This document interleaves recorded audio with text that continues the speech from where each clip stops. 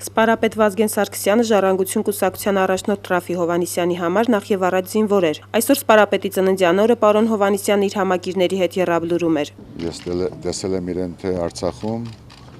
թե մեր հյուսիսային սահմանում, նոյեմբերյանում, Բաղանիսում, Այրումում միասին ենք եղել։ Ինքը գրել է թե համազգեստ, թե քաղաքացիական հագուստ, եղել է բոլոր եղանակներում։ Եվ ինքը ցույց է տվել, թե ինչ է նշանակում լինել քաղաքացի, հայրենիք սիրող,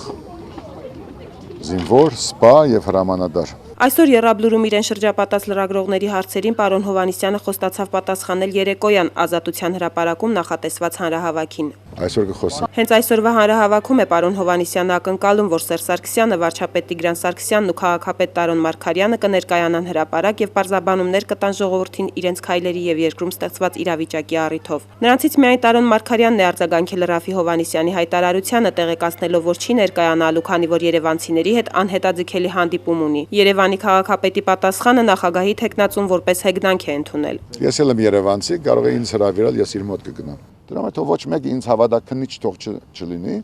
եւ ես ասում, որ դրա պատասխանը, եթե հիմա չունեն, կունենան այսօր, մինչեւ գիրագի օրը։ Լուսինե Ղազարյան, Սևակ Մեսրոպյան, IPV։